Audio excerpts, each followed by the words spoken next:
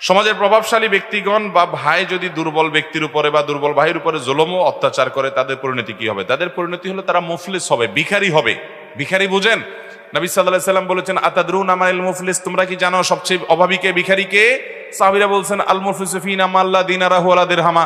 আল্লাহর রাসূল, যার টাকা পয়সা নেই আমরা তাকেই তো ভিখারি মনে করি। নবী সাল্লাল্লাহু আলাইহি ওয়াসাল্লাম বলেছেন, না, সেটা না, টাকা পয়সা নাই এটা এমন কি আর হলো, এক সময় আসবে তার হাতে।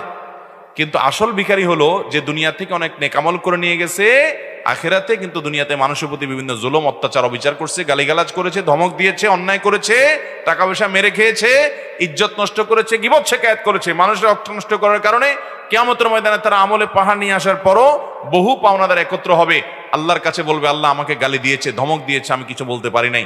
তখন তার ওই যে নেকামলগুলো করে গেছে সেখান থেকে সওয়াব দিয়ে দিয়ে পাওনাদার বিদায় করা হবে। একসময় তার সমস্ত আমল শেষ হবে, সওয়াব শেষ হবে, তখনও পাওনাদার বাকি আছে। এবার পাওনাদারদের পাপের বোঝা তাকে নিয়ে জাহান্নামে যেতে হবে। এ হলো আসল ভিখারি। এই জন্য কেউ নিজের ভাইকে দুর্বল পেয়ে, কোনো মানুষকে দুর্বল পেয়ে যদি তার প্রতি অবিচার করে, তাহলে তার জন্য এই শাস্তি আছে। আল্লাহ তাআলা আমাদেরকে হেদায়েত দান করুন যেন আমরা কোনো কারোর প্রতি জুলুম করে দুনিয়া থেকে না যাই। যদি অবিচার করে থাকি, মাফ চেয়ে তারপরে যাব।